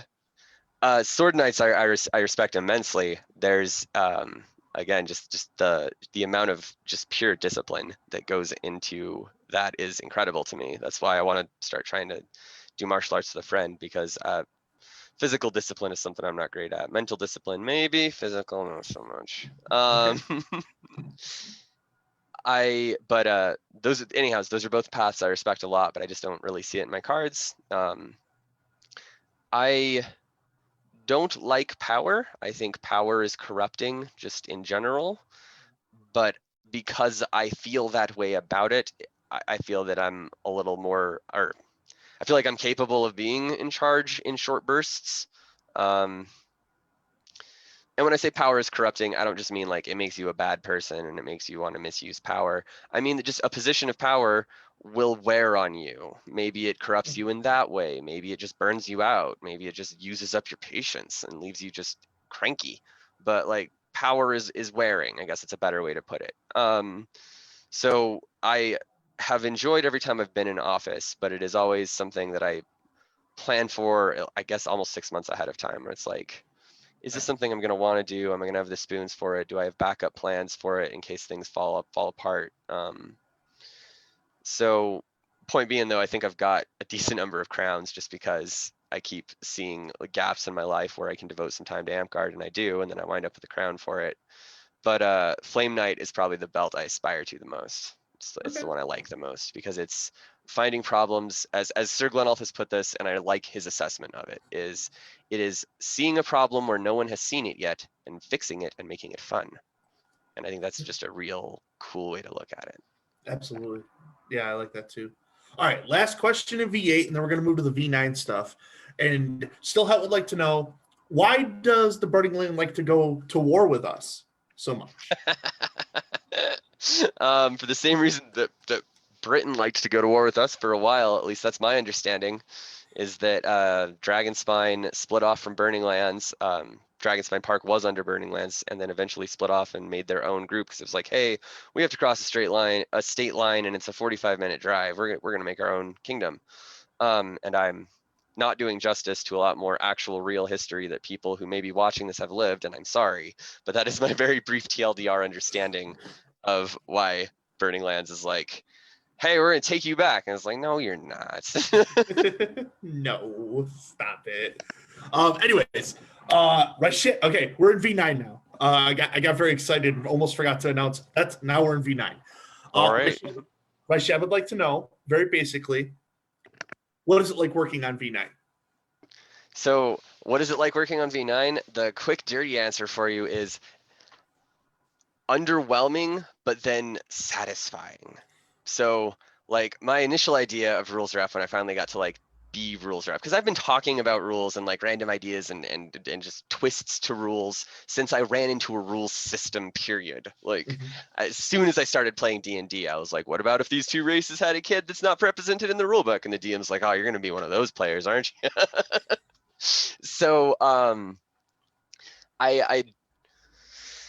so anyhow, stepping in as rules rep, I was like, man, I'm gonna have so many crazy ideas. We're gonna do so much weird stuff, and it's all gonna be behind this opacity of rules rep anonymity, and no one's ever even gonna see the crazy stuff I'm doing. It's gonna be like Black Ops of Amtgard.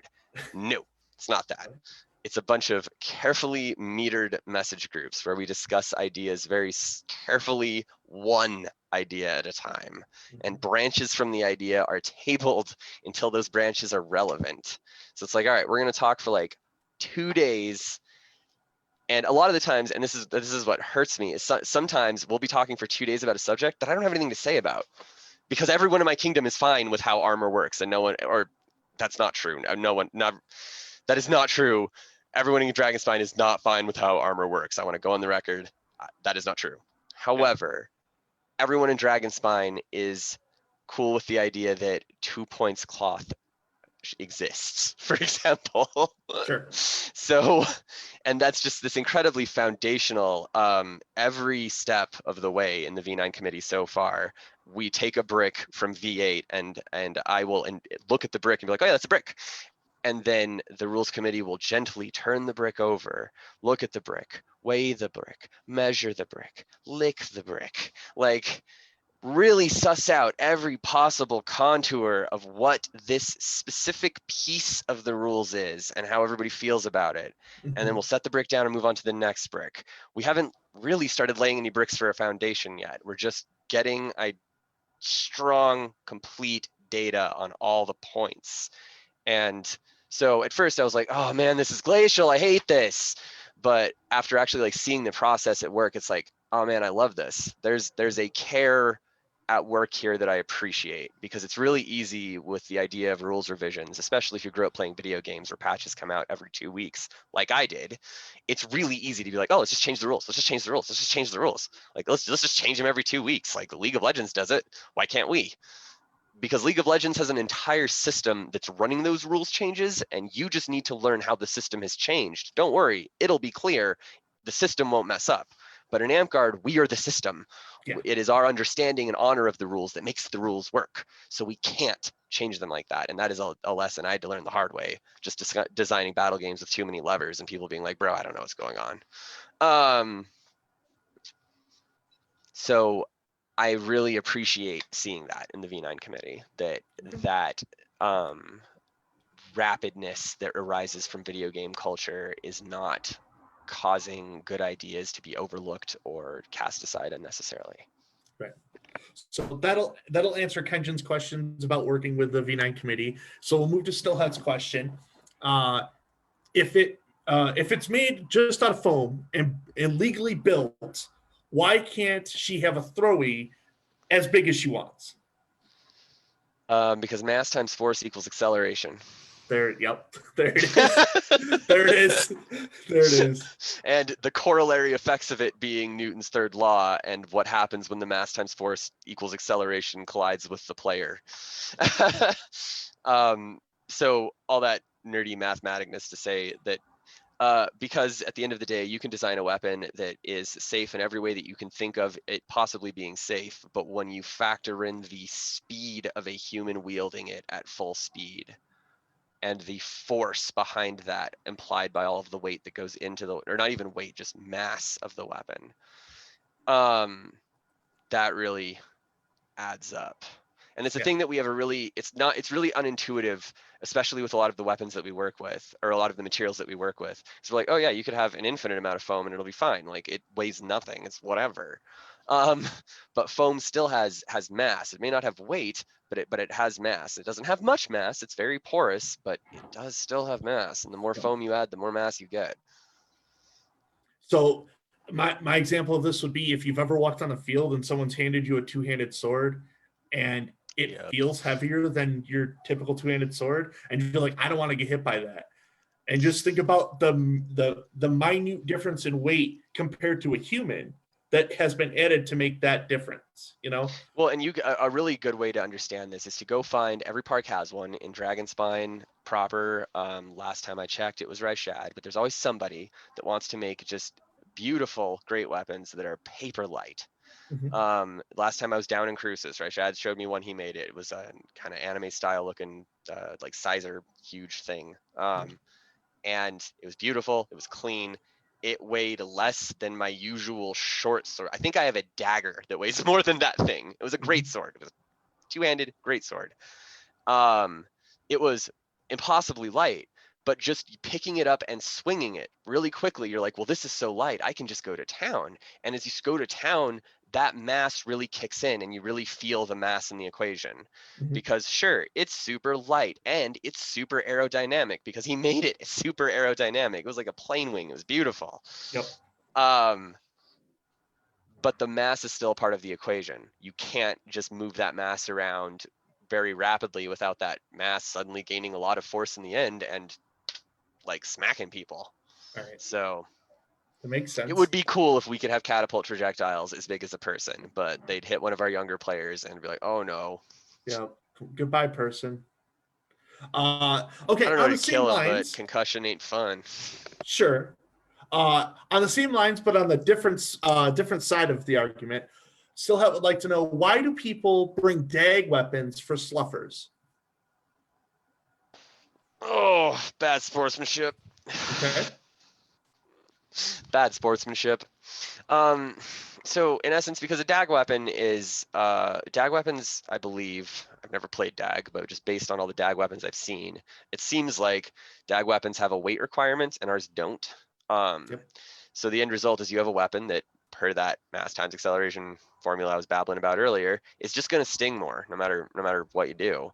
Yep. So if you have a sluffer, like I do see the rationale. It's basically instead of oh, if someone's sluffing, hit harder, it's get a heavier stick. Like but it's the same methodology of thinking in that, yeah, I guess you could do that, or you could be an adult and be like, hey dude, seems like you're not taking my shots, is there something going on here? Like, and if it becomes a repeated issue, you go talk to the Reeves. Like, again, that's the right answer, but yeah, don't hit It's people just harder. It's a it's game. changing the form. It's changing what part of the formula you're manipulating. Instead of hitting harder, now you're hitting at the same speed you typically would with a heavier weapon. Yep. So And you're at the end point on what the person is going to feel, you're hitting harder.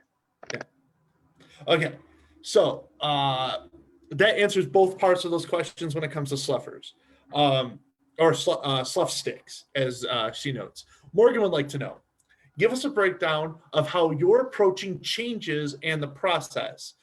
Do uh, do you help make the surveys? What can we as a populace do to assist you? So yes, we do help make the surveys a little bit. We'll have internal surveys that try and build basic components from there. And then once we have internal surveys that have gotten enough good data, we'll use the data from that internal survey to build bigger surveys from there.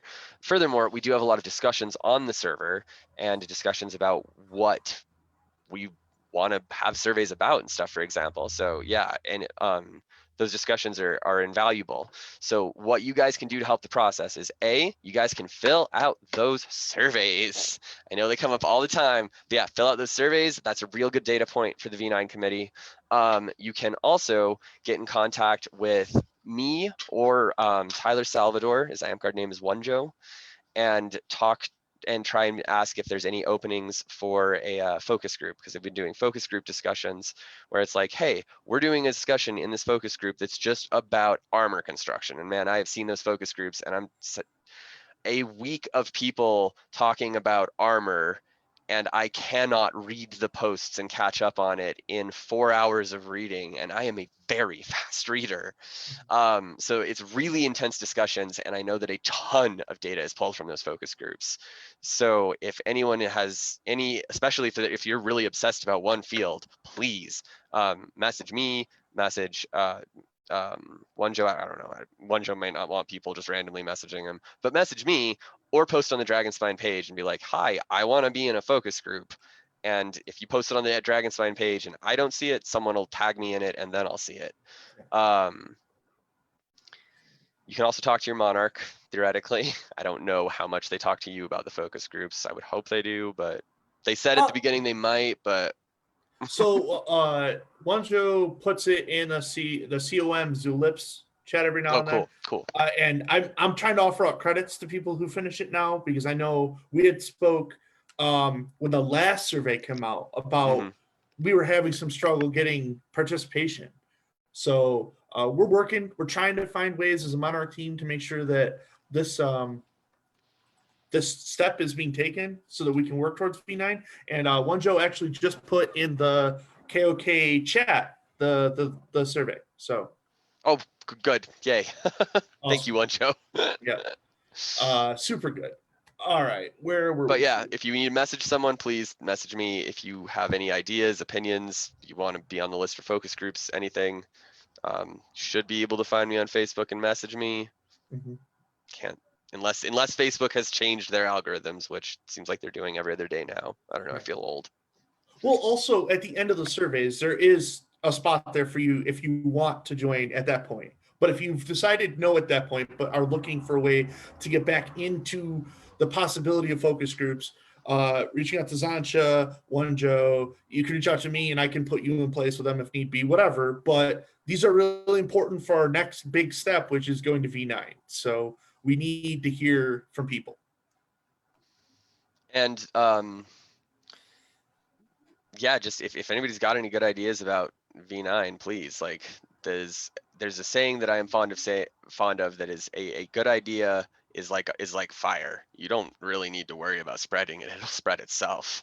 Right. So please, if at any point you think you've got a good idea that you haven't told anyone, tell somebody. Tell 2 or 3 people. And if 2 or 3 people, none of them think it's a good idea and it never gets back to you, all right, maybe don't, hammer it down people's throats. But good ideas will spread like wildfire. And please, V9 looks so far based just on the process. I'm really excited to see where it's going.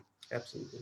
Last question before we get to the funny questions, and it is from Zana, and she would like to know, how do you think the rules should accommodate and encourage role play? I think our rules do an okay job of accommodating role play now. Mm-hmm. And I know that that's a weird opinion because just on the surface, it's like, no, they don't. Like, I'm trying to role play and you're smashing me with a sword. But I think they create, like I was saying, it is this brutal reality of role play where you have all your fantasy ideas, but they are subject to the reality of a game that has kill spells and a game where people will wantonly murder you and a game where everyone is canonically immortal. And that's something that I think people really should double down on for their role play is look at what the rules have given you and role play based on that. It's like, okay, fine. I cannot role play somebody that can fly, nor can I role play somebody that fights with 6 arms. But I can play somebody who comes back from death over and over and over and over and over with a smile on their face every time. And like, to me, that's a lot of awesome superpower to roll with right off the bat. Sure. Okay. Further changes to the rules to try and address roleplay, though. I think the quest abilities in the beginning of the rulebook are a great starting place. Like the quest hooks, I can't remember exactly the name of the section is. I think those are great. Furthermore, I think what's great about them is I think that we should add to them and maybe try and tier them like high-powered quest abilities, low-powered quest abilities, because they kind of naturally exist in that sphere as they are now. Some of them are pretty strong. Some of them are kind of meh. But I have in every other battle game that I play healer in, I will roll up on the Reeve and go, hey, I'm playing a necromancer. I play a necromancer all the time. I'm canonically a necromancer in my character. Look at my necromancer robes. Do they not look necromancer-y? Can I, instead of having an extra point of 6th level magic, can I have Speak to Dead as a trait always on? And I have yet to meet a Reeve who's like, no, you can't do that unless the game is specifically like a secret killer style game where it would be game breaking. And in those scenarios, I haven't asked, but that sort of tiny little twist, I think, can make a huge change in a game. I've had that happen a couple times at Clan at Gathering of the Clans, where I have spoken to a Reeve prior to a game and like, hey, I would like this rather than this. And they're like, that's not going to help you in this battle game. And I'm like, not much, but it'll be fun. And it helped me once in a battle game a little bit. And that I was like, one of my teammates went down and I turned to them and it was like, yes or no, did that archer kill you? Just so that I could, know whether to try and lock down the archer. Right. But just that tiny amount, like they were like, okay, I can't tell you that. And I was like, you can. I speak with dead. It's on my spell list. Like, check it out. Like, had the Reeve. Every time I do this, I have a Reeve sign it, especially in a big battle game, just so it's clear. And they're like, oh yeah, no, totally. That dude shot me. And just, I don't know. I think that those tiny little interactions that can be made with the quest abilities can be really fun. But I just want to caution, don't just grab a quest ability and be like, hey, Reeve, can I have this for a look at the part? Because some of those quest abilities are horrifyingly strong. Or are made out of abilities that we explicitly removed from 7th edition because they were breaking to a lot of game design ideas. Right. So my point being that I don't remember the original question, so I just rambled off. Oh no, it was how to make roleplay work in the rulebook and how to make the rules work around roleplay.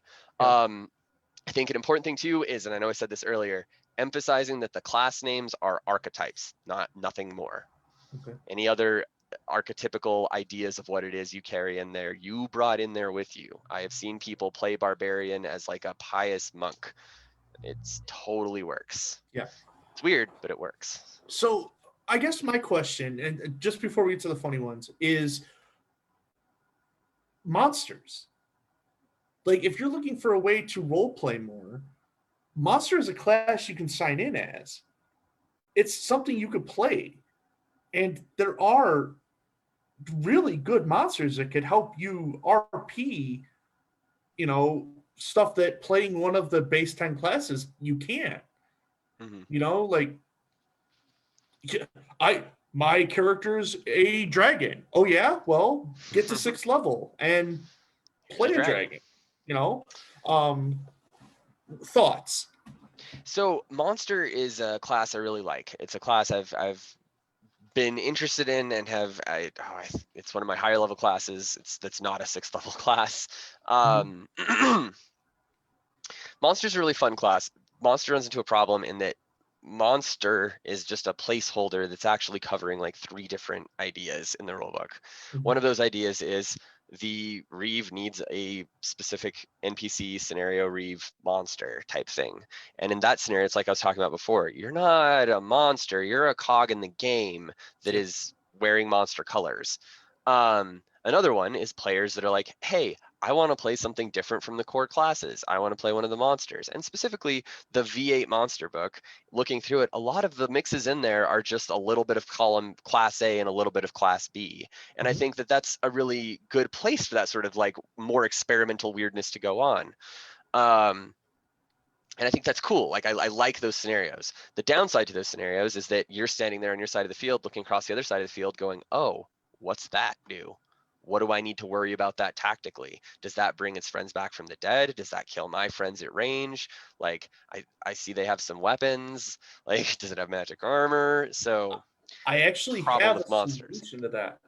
So, and my thoughts on that, I think there is a solution. I think that the way Avatar of Nature works now is kind of the way that monsters should work. And that it should be like a huge list of traits, enchantments, and simple abilities that are branching off of each other, and certain ones forbid certain other combinations. It should be its own specific little thing. And unfortunately, that would be kind of gutting Druid. And if we did that, we would need to come up with a new idea for what Druid is, or just really give Druid a lot of TLC, because we'd be taking one of its more popular archetypes and making it into its own special class. But I think especially for people that want to play something that twists the rules of the basic class mechanics, having monster be something like AON, where you pick from a bunch of class abilities and kind of splice them together, would be perfect. The problem is then a visibility issue where people are like, well, then what is that class doing? Because that class can be just about anything. So one idea I'd heard was making it like that, but with each class, each enchantment tied to a type of garb. So like, if you want to be a monster that has stone skin, you must have stony looking scales, bark, whatever, but it's got to look stony, so people know you have the stone skin trait. If you want to be a monster that has heat weapon, you have to have flames dripping off your hands or something like that. Just a whole list of garb requirements or something like that. I think that could maybe be a solution. I think that the monster rulebook is a mixed bag. I really love it and I really hate it. I really love it because a player can roll up to me with this printout they found of this monster and be like, hey, I want to play a dryad. And it's like, sure, you play that dryad. You've got all the stuff for it. You've got the write-up. You understand all the abilities. It's a nice balanced critter. It's not going to break my game. Go nuts. Like I'll happily tell anyone who's pissy about you playing a monster exactly what it does, and I'll give them a write-up. And that's the other thing too, is if you've got a write-up, please bring extra write-ups so that you can give one to the Reeve, and then the Reeve can throw them at any player that's pissy about you playing a monster. On the downside, I have a player show up and like, hey, I want to play this monster. And then they whip out one of the scenario monsters that's like a dragon, because all the dragons are scenario monsters. Yeah. And it's like, not only can you not play this, but you can't play this unless your friend builds and Reeves a game which is specifically about this. Sure. So I think that's the mixed bag of the monster rulebook. I'd really like it if the monster rulebook worked in closer tandem with the rulebook, and it wasn't like too... As it is now, it feels kind of like a left hand and a right hand not really talking to each other. And I think it would bode very well for the monster class if those two hands could like talk to each other more. I think that's a solution at the end of the creating the monster part, but I think the solution at the how do we discern what that creature has is all right, your character. You're looking at this enemy. Do you have 6 levels in monsters or 6 level in scout or something to that effect? If yes, the Reeve walks up and goes, here's exactly what they have. Okay. If you don't have that, then you're not a hunter of monsters. You're running across a random creature, and you have to learn as you go. That's an idea too. So for players that and I've seen that's a great idea, and I've seen Reeves do that before. For players that are like really want to know what's going on in a scenario. But yeah, being like, hey, anybody who's 6th level and wants to give up their look the part for a monster hunting bonus, Yep. come over here now. And then when everybody's there and they're like, all right, this bonus better be worth it. And it's like the bonus is they hate silver or something like that. Just like something simple. I think that, yeah, that would work well with Deo's idea of trying to make the rules and roleplay work better together, and using that quest abilities type format, and using the space given by look the part to really flex on this. Because if somebody rolls up to me and they're like, yeah, I am a researcher, I'm going to give up my 6th level spell point to learn about this monster and have just some idea of it going into the game. Here's my research notebook that already has pages of it with other monster write-ups in it and stuff. Like, that's great. Like, that's the stuff we're trying to encourage. That's the sort of just like tiny flavor that goes a long way. So if somebody's like, hey, I got this lantern and I see you have a battle game that's all about darkness, can I trade my look the part bonus for some sort of lantern thing? Like, in those moments it always hurts because you're like, no, don't bend the rules of my game, come on. But at the same time, you really need to try and embrace those bends and work with them if you can, and not without it breaking the game or ruin it for other players. Those are tantamount, but if you can, you should try and embrace them. Yeah, absolutely. I love it. I think that there's a lot of room there. I think there's conversations to be had when it gets to that point. But we're in the funny questions now. Cleo asked, what would you recommend to go into the first aid kit for someone going on their very first camp out event? Not very funny, but no, but I have such an answer. You thought this was going to be a throwaway question. Forgive me 1 second. I will be right back. Okay. So yeah, guys, I really want to expand upon that discussion. When we were doing battle games in Cruces as a champion, I would ask if there's a scout on the field. And if there was a scout on the field, someone who would have the ability to know a little bit about monsters, I would ask. And that's Sorry, I had walked away to get my med kit. Were you talking to me, or was that just for the? No, I was giving the crowd something to, okay. so I didn't just sit here and like. So it wasn't just dead air. Okay, cool. That's fine. So I have this hip pouch that I got specifically to have whenever I am backpacking, camping, whatever, and it's just like a go-to survival thing.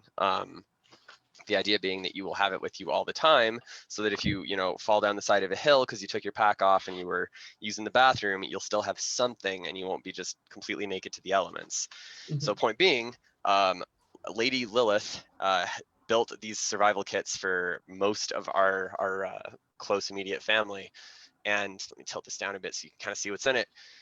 It is full of everything I could ever want in like a oh crap scenario, or somebody got messed up at Amtgard scenario. So some sort of pocket knife to cut bandages, to cut shirts, to just, you always are going to want like a Swiss Army knife. Like, sure, decent quality hunting knives serve their purpose, but for like a utility, you can't beat a utility knife.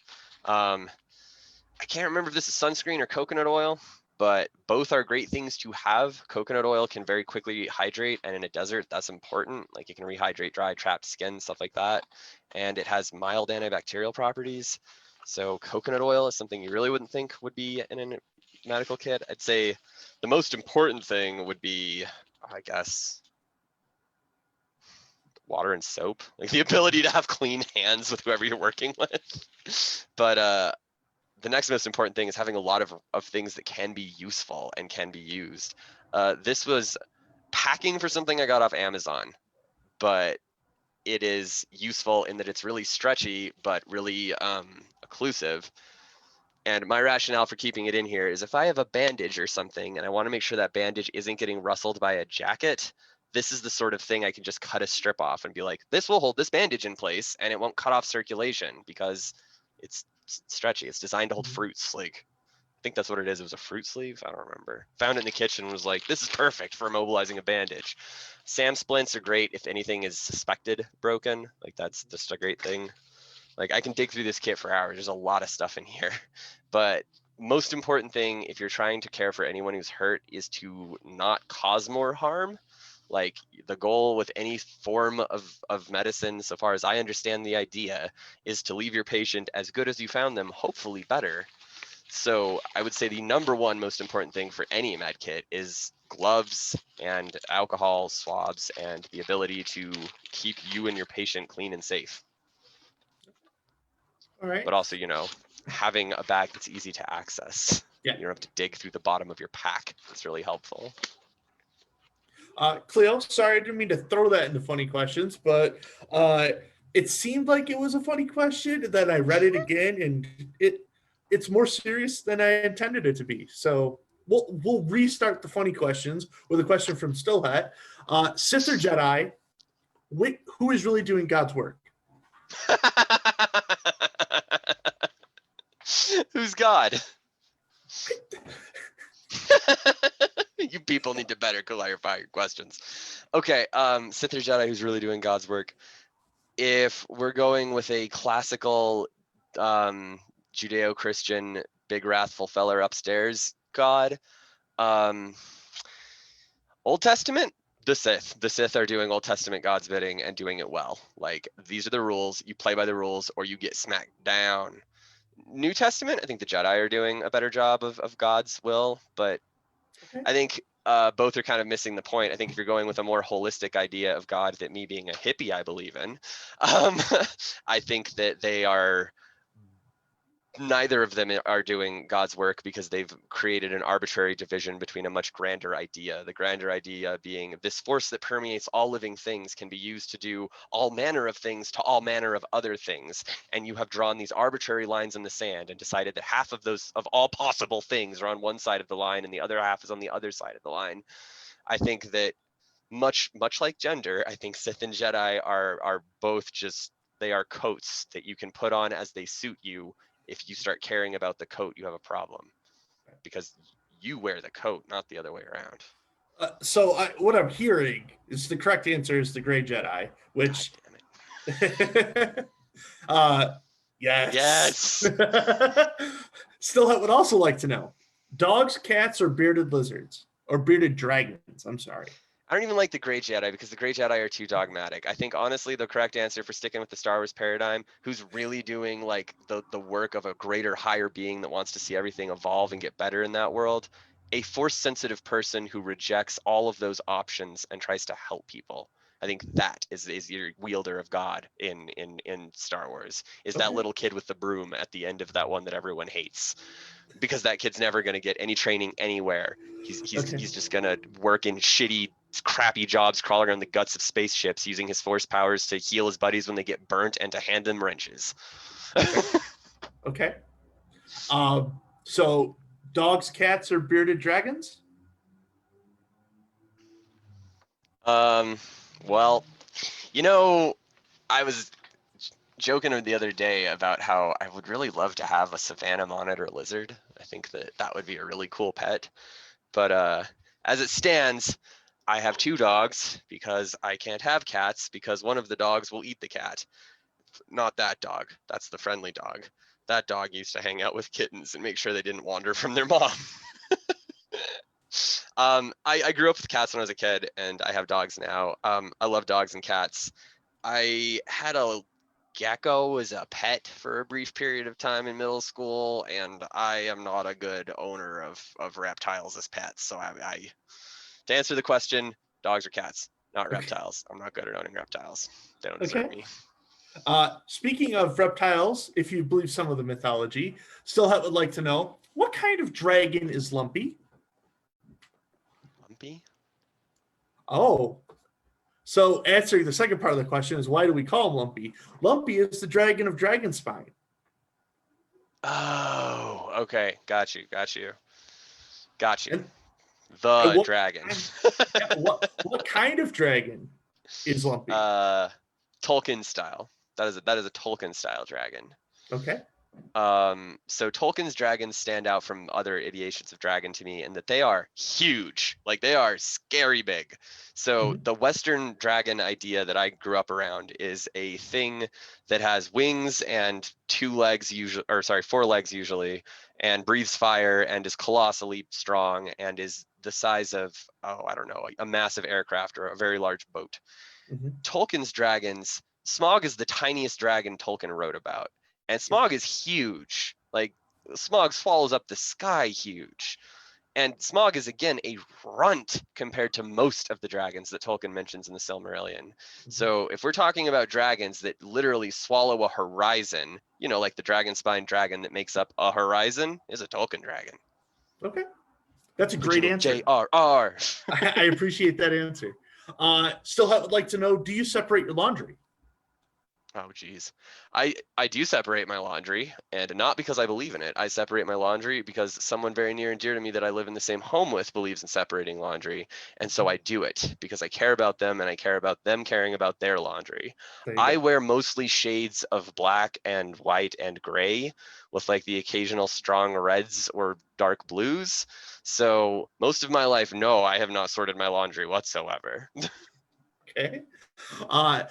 Morgan would like to know, if you could meet any famous person in history, who would it be and why is it Freddie Mercury? This is a reoccurring question that we've had on KOK. It's Rene Descartes, not Freddie Mercury, because I would argue his I think therefore I am supposition until we were like fighting in the street. Because it's a strong supposition, to be clear. Like, Descartes is foundational in a lot of Western philosophy, and I respect Descartes' work incredibly. Descartes revolutionized the idea of relating a thing in two-dimensional space to another being, like the Cartesian coordinate plane. That's because of Descartes. And here's the kicker: he didn't do it because he was like, woke up one day and he was like, I am going to completely change the way we describe objects in two-dimensional space to each other, like on a map. No, he woke up and was like, man, I fucking hate working at this school tutoring little brats that don't care about any of the bigger ideas. If I don't get out of bed all day, I can justifiably say that I must have stayed home because I was ill. So I'm going to stay in bed all day with this bottle of wine. Man, I'm bored. I guess I can write a letter to my friend about the fly on the ceiling. And that is, no joke, the story of the Cartesian coordinate plane. So just Descartes, he had a slacker drive and a brain that saw and invented weird patterns that I would just love to just chill with. And I have read a lot around his I think therefore I am. It is a coldly, logically well done argument. And I have also argued that argument with every philosophy professor I've ever had, to the point where they're like, dude, I don't know, I'm just teaching the subject. Get a time machine and go argue with Descartes. I don't know what to tell you. So that would be it. Freddie Mercury would be pretty close second, because I feel like Freddie Mercury would be real fun to party with. There you go. Okay. Morgan would like to know, what mythical creature would be the most entertaining if it was increased to the size of a dinosaur? What mythical creature would be the most entertaining if it was like colossal, dinosaur sized? Yeah. Oh goodness. I avoided the silly questions in the pre-read so that I could give you like really off the cuff answers here.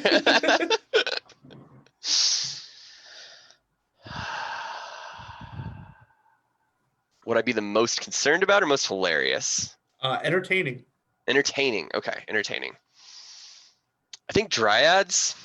Like, it would be really like terrifying for a little while, but then it would be really entertaining because it would just be like fae that are cool with plants. So long as you're cool with plants and like take care of the forests, you're fine, and they'll keep you safe. So it just would be a sudden and quick change in the way our societies work, and it'd be like, no, we're not gonna worry about 401ks. We're going to drink nectar and dance around the trees. There you go. Okay. All right. Zana would like to know, have you been personally victimized by the Taco Bell menu change? What would you add to the Taco Bell menu? I have, but not the most recent round. Actually, it was the most recent round, but only tangentially. So Taco Bell took the bloody enchilada off their menu when I was still in high school, and I had never even tried an enchilada until they had already taken it off their menu. And then a friend of mine was like, "Oh, you got to try this enchilada thing. It's great." And I was like, "Oh yeah, that's really good." And then every Taco Bell I went to for the next 10 years of my life, if I ordered an enchilada, would immediately ring it up. It was still in their system. It just wasn't actually like physically on their menu. And they stopped doing that as of the most recent menu change that everyone else is pissed about. So like, even though it didn't actually get rid of anything that was already on the menu for me, it still fucked me.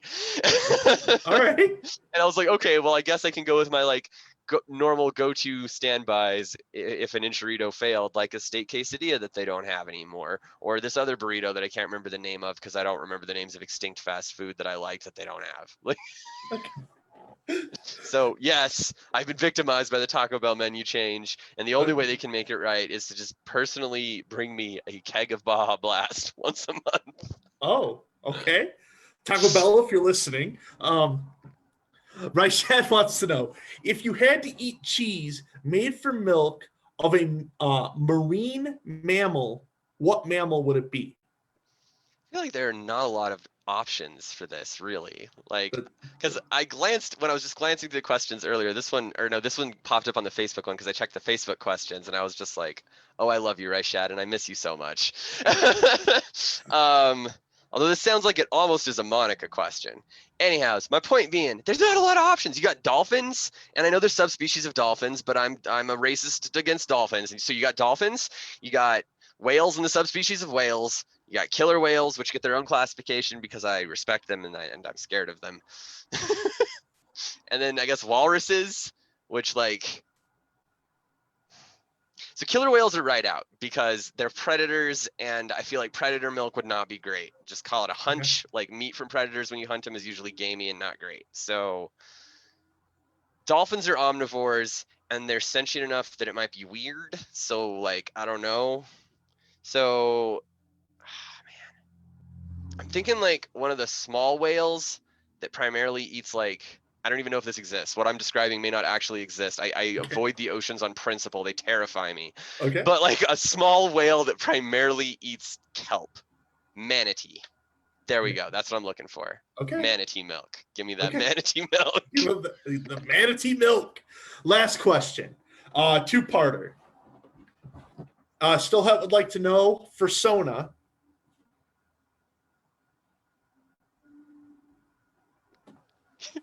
Would it be weird if I said it was a water bear?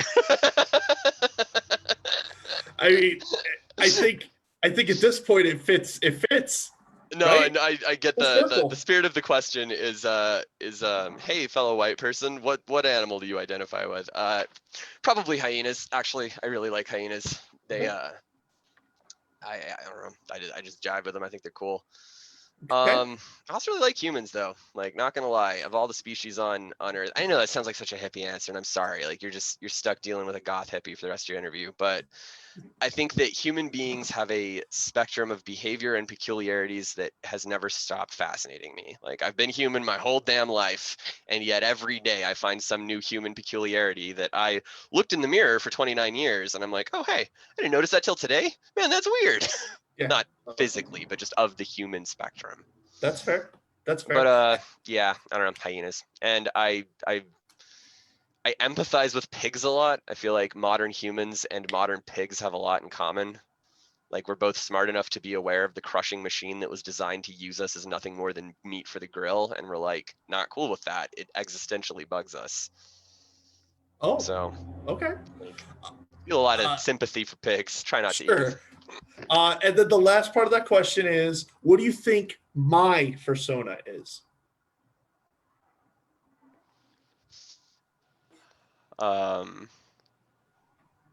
It's got to be some sort of bird. Oh Think of yeah. flamingo. Yeah, I think of flamingo. Okay. All right. You're Mostly just because I'm sure that the go-to answer anyone would think of would be bear. But no, not just giving you something to just bend expectations and actually like looking at you and trying to match your attitude to every random critter on this globe I've seen and interacted with.